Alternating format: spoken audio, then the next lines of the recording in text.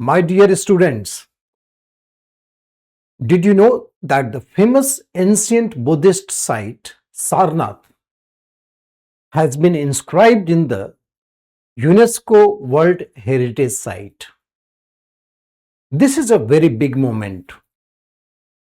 If India has to carry the cultural diplomacy forward, India has to preserve the cultural heritage, and India has to understand the shared value of Buddhism and civilizational continuity. So, this type of development definitely added flavor in the existence of this great civilizational country. So, Sarnath, now it is the 45th UNESCO World Heritage Site in India. So, now India is ranking 6th in terms of numbers of the World Heritage Site on the global map and second in the Asia Pacific. So, the plenary session of the UNESCO World Heritage Committee that held in Busan, this was a 48th session, and finally the effort of India was acknowledged. So, Sarnath was in the tentative list of the UNESCO World Heritage Site since 1998. And finally, after a long observation, Sarnath got the status of the UNESCO World Heritage Site. So, there are criteria fixed by the UNESCO to declare any World Heritage Site. So, criteria third and the criteria 6. So, criteria third says exceptional testimony to a cultural tradition. Any site which had exceptional testimony to a cultural tradition. So, nothing lavish and nothing more pronounced than the Buddhism. And criteria 6, direct association with the events and belief of outstanding universal significance. So, under these two criteria, Sarnath got the status of the World Heritage Site. So, Sarnath, this is the four great traditions of the Buddhist pilgrimage site. One is Lumbini, second is Bodh Gaya, third Sarnath, and fourth is Kushinagar. So, out of these four great sites of the Buddhist pilgrimage site, three had already included in the UNESCO World Heritage Site. So, this is something exceptional for a single religion or the philosophical information that had got this type of acknowledgement in the World Heritage. So, why Sarnath is important? Sarnath, this is a place in UP, just 10 kilometers from Banaras. And Sarnath, it's there are different names associated in the Buddhist literature. Isipatan, Risipatan, or Mirgdaba. Mirgdaba is mainly because of the deer park, where Buddha gave his first sermon. So, there are many names related to this place. So, let us start one by one.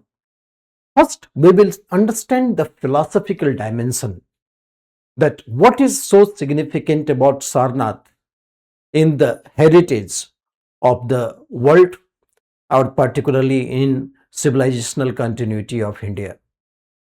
So, when Buddha got nirvana after 6 years of penance at Bodh Gaya, then he decided to give the first religious sermon at Sarnath. And this sermon was given to 5 Brahmanas who left Buddha in the beginning but rejoined after getting the nirvana. They were Bappa, Bhadia, Kondana, Moglana, and Sariputra. These five Brahmanas, they received the first sermon of Buddha. And this sermon was a life-changing. It is called Dharma Chakra Parivartan.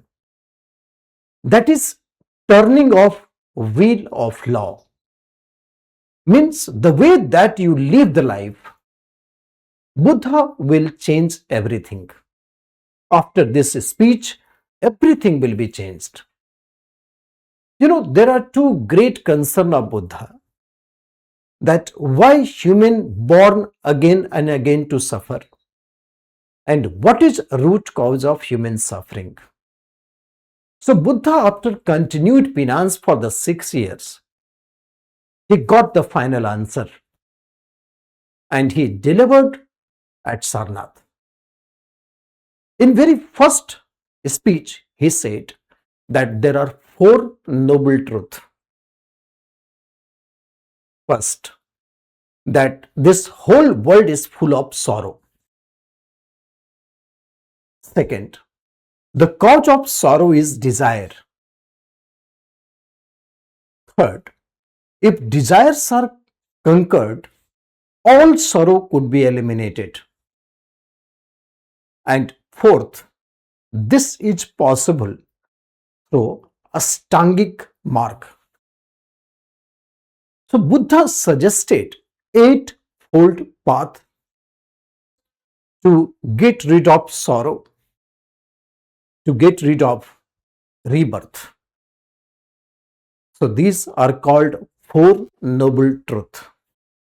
First is whole world full of sorrow. Second, cause of sorrow is desire.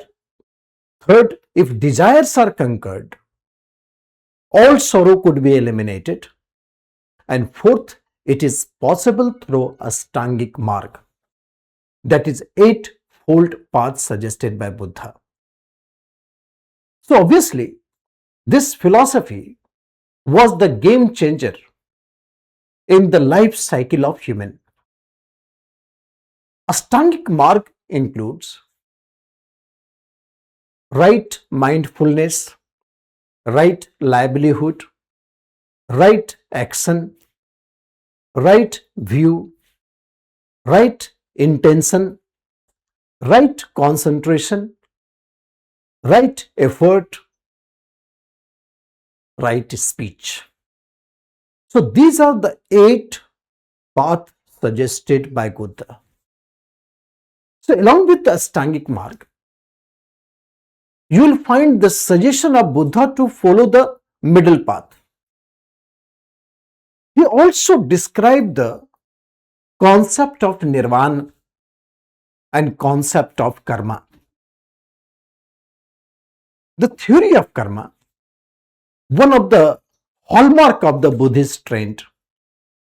He was perhaps the first scholar who gave so much emphasis on theory of karma, which determined the next birth. Your previous karma will determine the next birth. Buddha said, that was a superlative philosophy. Buddha said, if individual sins no more, he dies no more. If he dies no more, then he born no more. And then he came to live the life of final bliss. So this type of explanation was highly significant in changing the great thought towards the world and great understanding of humanity.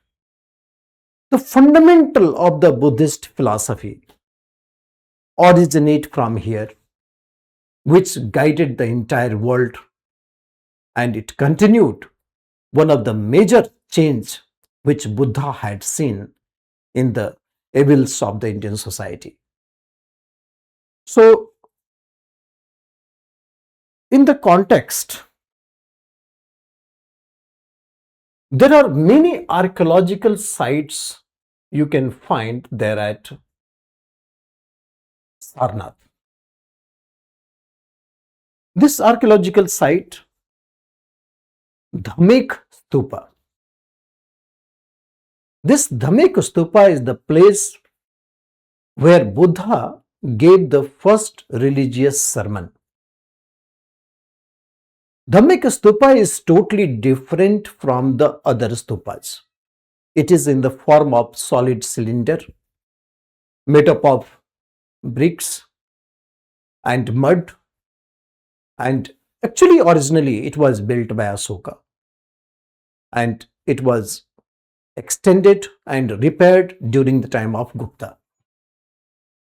Dhamek Stupa had Dhamek Stupa had great cultural significance in understanding the civilizational continuity. Second beautiful step, this is called Chaukhandi Stupa. This is the place Buddha had a first meeting with the 5 disciples. I told you, Bappa, Bhadiya, Kondana, Moglana, Sariputra. They were the 5 Brahmanas who earlier happened to be the Buddha's friend. But during the time of penance, they left Buddha, they left Gautam. But once Buddha got Nirvana, they returned back. And they were the first lot of the people who received the game changer, the life changer philosophical dimension of Buddha, which is called Dharma Chakra Paravartan. So if you look at this structure, the topmost structure, which is called Chaukhandi Stupa, actually this image was built by the time of the Mughal. During the Mughal period, this top octagonal tower was built, and originally it is a mount.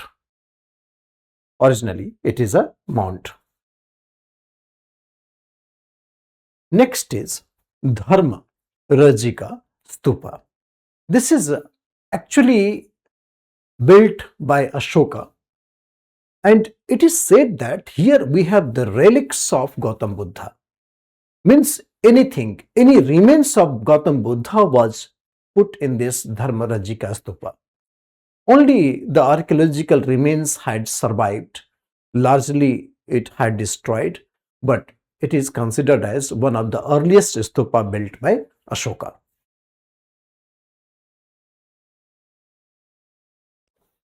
Mul Gandh Kuti, Bihar. This is a modern temple at Sarnath. It is said that perhaps Buddha was taking shelter during the rainy season, and it is reconstructed, which had become the very attractive Buddhist site. There are many murals which presented the life of Buddha. There are many paintings related to the Jataka story. So therefore, this is considered as the very important place to visualize the life of Buddha, social conditions of the contemporary period, and at the same time, the philosophical and the ethical guidance which actually mixed with the spirituality to find the solution of the human problem in this world.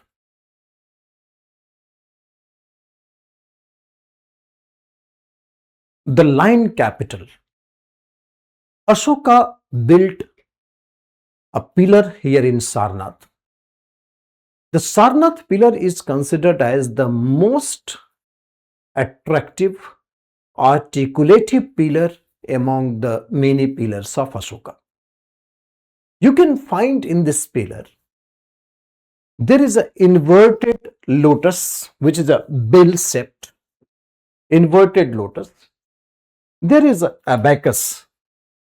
This is inverted lotus in the bell shape. This is abacus. And four crowning lines sitting back to back. On the abacus, there are four animals: bull, horse, elephant, lion. Bull, horse, elephant, lion, BHEL. And each animal was separated by the 24 spoke wheel. So the significance of the bull and the lion is highly acknowledged in the contemporary period during the time of Buddha and the subsequent period as well. The energy of Buddha, wisdom of Buddha, at the same time prosperity of the state, all reflected by the means of bull and lion. So it had become a very important part in the cultural trends of India. So this mighty pillar was further modified, and then Satyamev Jayate word was put there from Mundak Upanishad, and thereafter it became the national emblem of India. So this is what the significance of Sarnath we can understand. So here Ashokan pillar, and along with some important Bihars and Chaitya are there. So therefore, putting on dot, whatever achievement made in the historical significance of the evolution of Buddhism, you can find the Gautam Buddha remained as a hallmark in the India's recognition in the world. If world acknowledges today about anything good in the development and contribution of India in the world wisdom, it is the Buddhism. So it had spreaded in different parts of the world: China, Japan, Korea, and many countries of the Southeast Asia, Sri Lanka, etc. Although with the time, the situation changed significantly. When Buddha laid the foundation of Buddhist Sangh at Sarnath, so the Sangh constituted by monks, Buddha said that if you want to propagate the wisdom to the world, you need to sacrifice the worldly affair. So most of the monks were staying in Bihar, and they were the major source of the spirit of Buddhism. Monks, they refrain from any material or the physical gain. They always in the spiritual mode and setting the lifetime and the lifeline of many, those who were struggling to find the answer of life cycle. So monks always deliver in the very common man's language, that is the Pali language.